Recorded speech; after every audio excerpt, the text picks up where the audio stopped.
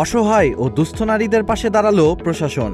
সংসারে অভাব দূর করতে এবং তাদের স্বাবলম্বী করে গড়ে তুলতে তাদের হাতে তুলে দেওয়া হলো এমন কিছু যা হতে পারে আয়ের নতুন উৎস।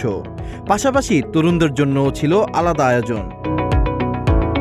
নারায়ণগঞ্জের রূপগঞ্জে অসহায় ও দুস্থ নারীদের আত্মকর্মসংস্থানের জন্য ৭০টি সেলাই মেশিন ও নগদ অর্থ বিতরণ করা হয়েছে।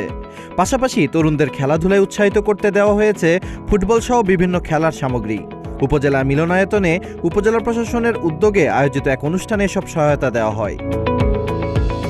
তাদের আশা, সেলাই মেশিনে কাজ করে আয় করবেন এবং পরিবারের খরচ চালাতে সাহায্য করবেন, পাশাপাশি নিজেরাও স্বাবলম্বী হতে পারবেন।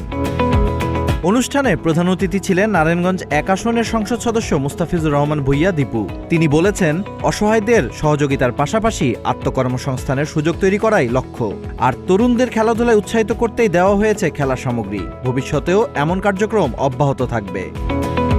অনুষ্ঠানটির সভাপতিত্ব করেন উপজেলা নির্বাহী কর্মকর্তা সাইফুল ইসলাম জয়। এছাড়া অনুষ্ঠানে বিশেষ অতিথি ছিলেন নারায়ণগঞ্জ জেলা বিএনপির সাবেক সাধারণ সম্পাদক গোলাম ফারুক খোকন, রূপগঞ্জ উপজেলা বিএনপির সভাপতি অ্যাডভোকেট মাহফুজুর রহমান হুমায়ুন, সাধারণ সম্পাদক বশির উদ্দিন বাচ্চু ও সহসভাপতি আনোয়ার সাদাত সায়েম সহ অনেকে।